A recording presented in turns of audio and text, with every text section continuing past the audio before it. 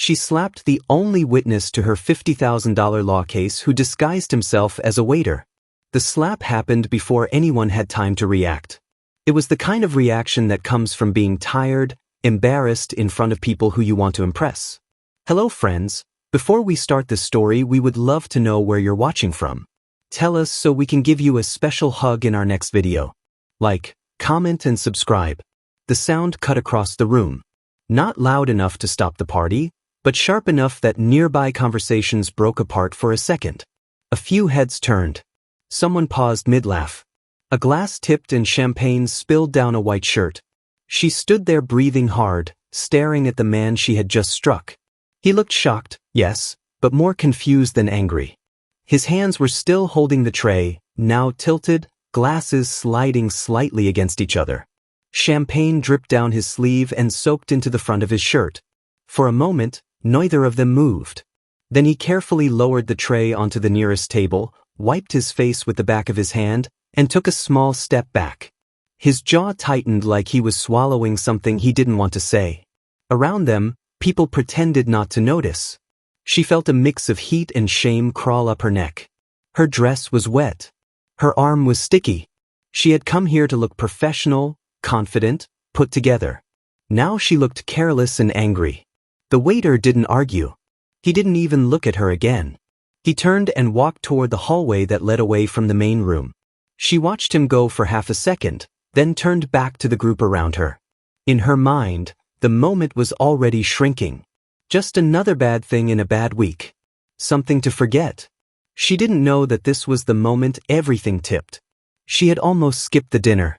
It was one of those invite-only networking events held in a rented estate just outside the city. The kind with valet parking, soft lighting, and people who spoke in confident tones about projects that were always in motion. She hated those events. Everyone smiled too much. Everyone wanted something. But she needed this one. Her business was on the line.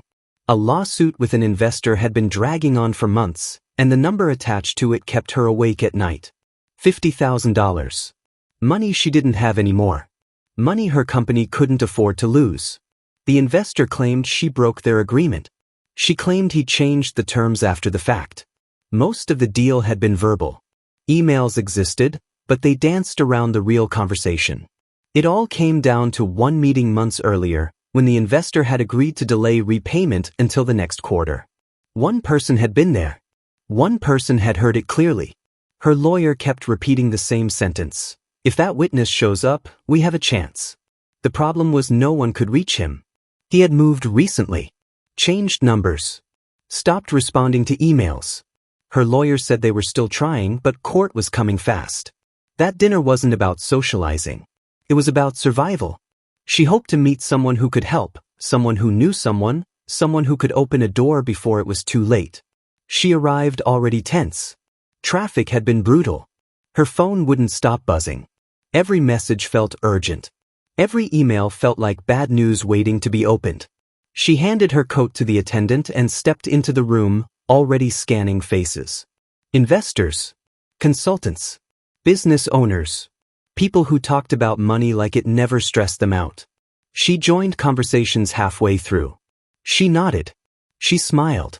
She laughed at jokes she barely heard. Inside, her thoughts kept circling the same fear. What if the witness never shows? What if this is it? By the time the waiter bumped into her, her patience was gone. The contact wasn't violent. It wasn't intentional. Just a crowded room and a misstep. But the timing couldn't have been worse. Champagne splashed down her arm and onto her dress, darkening the fabric. She felt exposed. Sticky. Looked at. And she reacted. The slap wasn't about him. It was about everything else crashing down at once. As soon as it happened, part of her knew she had gone too far. But pride kept her from stopping. From apologizing. From saying anything at all. She straightened her shoulders, smoothed her dress, and rejoined the conversation like nothing happened. The night dragged on. She exchanged business cards she knew she'd never use. She listened to people talk about deals they were proud of. She drank water instead of champagne and checked her phone too often. The waiter never came back into the room. She noticed it briefly, then forgot about it. By the time she left, her head ached and her feet hurt. The dinner hadn't helped. No new leads. No sudden solutions. She drove home in silence, replaying parts of the night but skipping over the moment that mattered most. Sleep didn't come easily. The next morning arrived too fast. She dressed carefully, choosing a suit that made her feel steady, conservative, professional. She tied her hair back, checked her reflection, and reminded herself to stay calm. Courtrooms always felt heavy to her. The smell of old wood and paper. The quiet that made every movement feel louder than it should be. She sat beside her lawyer, hands folded, trying to slow her breathing. Her lawyer leaned in and asked, again, if she had ever met the witness in person. She shook her head. Only emails. One phone call months ago. That was it. They waited. People came in and took their seats. Lawyers shuffled papers. The investor sat across the room, looking relaxed, almost bored. Minutes passed. Then the door opened. A man walked in, holding a folder. At first, she barely looked at him. Just another person entering the room. Then something about his face tugged at her attention. Her eyes lifted. Recognition didn't hit her all at once. It crept in slowly, like a bad memory rising from the back of her mind. The hair. The jawline. The way he walked. Her stomach dropped. It was the waiter. He wasn't wearing a uniform now. No tray. No stained shirt. Just a clean button-down and dark pants. He looked different without the rush of the party around him, but not different enough. Her throat tightened. She looked down at her hands, then back up, hoping she was wrong. She wasn't. He walked past her without looking in her direction and took a seat near the front. Her lawyer leaned closer and whispered that the witness had arrived. Her chest felt heavy. Not dramatic. Just uncomfortable, like pressure building. She replayed the night before in sharp flashes. The spilled drink. Her raised hand. The way he walked away. She wanted to rewind time. Just a few seconds. Just enough to do nothing instead. The judge called the case. The witness was sworn in and took the stand. He answered questions clearly. His voice was steady. He explained his connection to the investor and why he had been present during the meeting months earlier. He confirmed the date, the place, the reason for the meeting. Her lawyer looked hopeful. This was working. Then the witness paused. He asked to speak privately with the court. The judge allowed it. He stepped down and walked toward her lawyer. They spoke quietly. She couldn't hear what was said, but she could see her lawyer's expression change. Not panic. Not anger. Just concern. The witness straightened, nodded once, and walked out of the courtroom. The door closed behind him. Silence settled in the room. Her lawyer stood and asked for a short recess. In the hallway, her legal team tried to reach him. They called out. They explained the importance of his testimony. They promised it would be quick. He refused. He didn't argue. He didn't raise his voice. He simply said he was no longer willing to be involved. And then he left. Back inside, the judge asked if there were any other witnesses. There were none. The case moved forward without him. She sat there, barely listening, as the structure she had been relying on collapsed quietly around her. By the time the ruling came, she already knew the outcome. She lost. As she walked out of the courthouse, the noise of the city rushed back in. Cars passed. People talked. Life moved on like nothing had happened. But everything had changed. She stood on the steps for a moment, staring at the street, understanding something she hadn't before. One moment. One reaction. One person she dismissed. And that was enough. The loss didn't hit her all at once. It arrived in small, practical ways, like bills that no longer made sense and emails that suddenly felt heavier than before. Outside the courthouse, she stood longer than she needed to, not because she was thinking deeply, but because her body hadn't caught up with what had just happened. Her lawyer talked as they walked. Papers were mentioned. Next steps. Possibilities that existed mostly on paper. She nodded where it seemed appropriate. Her attention stayed fixed on the steps beneath her shoes, counting them without meaning to. Inside her head, the night before kept replaying, but not as a dramatic loop. It came back in ordinary pieces. The feel of the glass slipping. The look on his face. The way she turned away. Nothing about it felt big at the time. That was the worst part. Back at her office, the quiet felt different. The place had always been busy, phones ringing, people moving, noise she had once complained about. Now it felt hollow. She sat at her desk and stared at the wall until the light outside shifted. The investors' wind spread quickly. Not as gossip, but as fact. People stopped asking questions and started drawing their own conclusions. A lawsuit loss had a way of doing that. It didn't matter what really happened. The outcome spoke louder. Within days, calls slowed. Meetings got postponed and then quietly canceled. One vendor asked about payment terms in a tone that said trust was already gone. Another asked for everything in writing. She stayed late most nights, not because she was productive, but because going home felt worse. At home, there was time to think. At work, there were at least things to respond to. She avoided mirrors more than usual. Not because she felt ashamed of how she looked, but because she didn't like the expression that kept showing up. Tired. Short-tempered. Defensive. She thought about the witness more than she expected. Not with anger. Not with blame.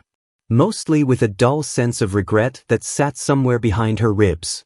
She wondered what he had thought that night. Whether he had known who she was even before court.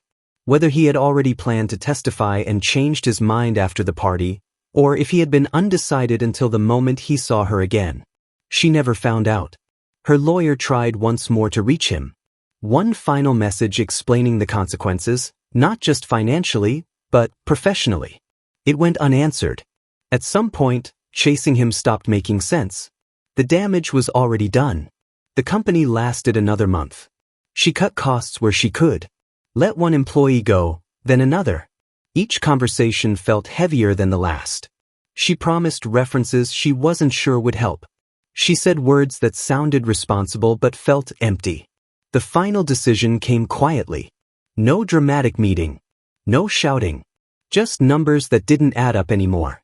She shut it down. The sign came off the door early one morning before most people were awake. She watched as it was lowered, feeling oddly detached. This business had been her focus for years, and now it felt like something that had belonged to someone else. The city changed after that. Or maybe she did.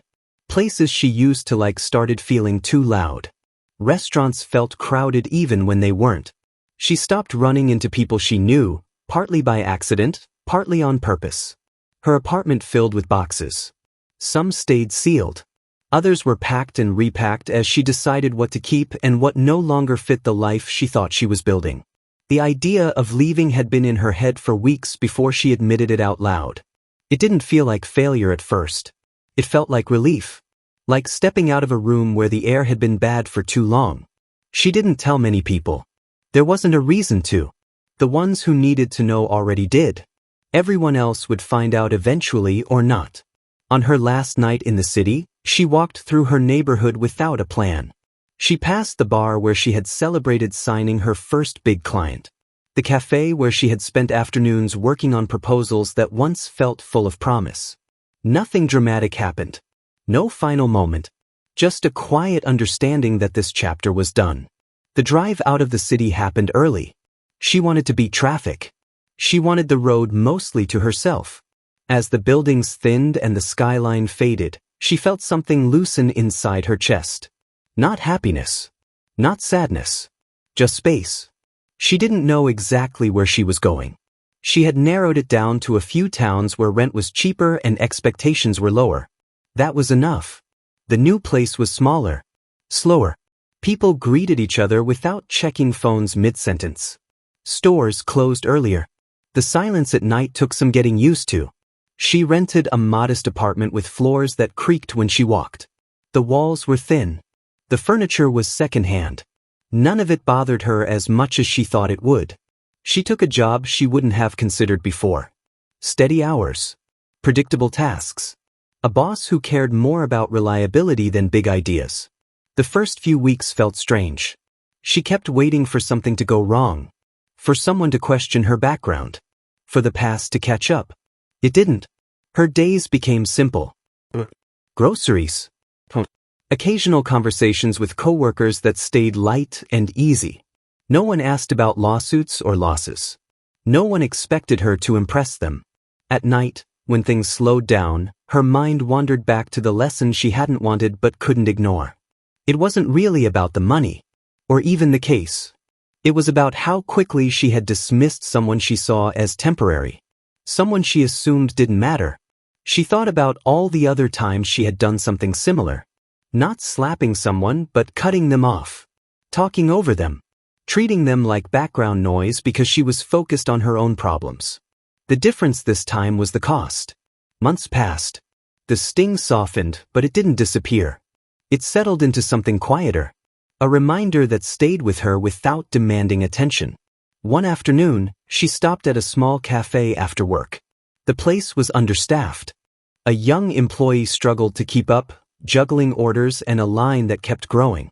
She watched from the side, remembering another crowded room, another overwhelmed worker. When the employee almost dropped a tray, she stepped forward and steadied it without thinking. The employee thanked her and kept moving. It was a small thing, barely noticeable, but it mattered to her. She realized she was slower now, more careful.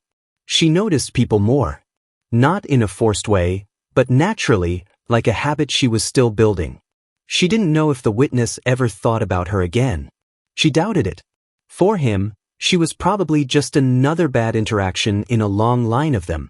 For her, it had become a turning point. She learned that respect wasn't something you saved for important people. It was something you practiced when no one was watching, especially when you were stressed, embarrassed, or afraid. The city she left behind faded into memory. The lawsuit became a story she didn't tell. The loss became a line she carried quietly. And slowly, without planning it, she began to build something new. The new life didn't arrive with a sense of purpose. It arrived with routines. Alarm.